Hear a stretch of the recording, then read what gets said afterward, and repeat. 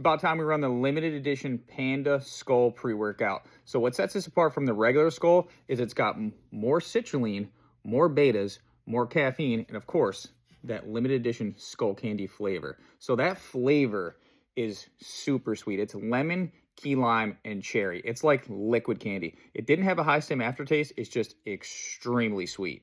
Now the betas themselves, they came in around 5 minutes, but they were like pins and needles, like around the face, around the cheeks, ears, like light and prickly feeling, like different than what I'm used to.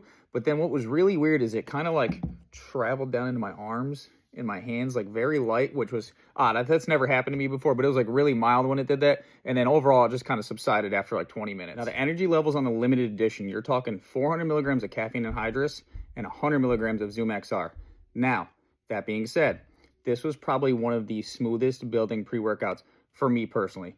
Over the course of about 30 to 35 minutes, it was a slow, smooth ramp up. But once it peaks, you're talking pretty high energy levels with a little bit of sense of urgency for me, but very high energy levels. And it's funny that they say skull-shattering endurance because every time I used it, I didn't want to quit. So my workouts typically last hour and 15, hour and a half, plus 30, 35 minutes, maybe 45 minutes of cardio.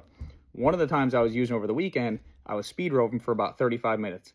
I had to tell myself to stop. Like, I didn't want to quit. And then after the workout, I was just super like, still going. Now the focus of this, for me, typical Panda product. You're getting that crazy mental clarity and those feel-good vibes. I didn't get any floating or spinning or anything like that. Just a really good mood elevation. Kind of like nothing else in the world mattered other than me and the weights. And that was it. Now with the 10,000 milligrams of L-citrulline, I didn't feel like I needed to stack anything with this.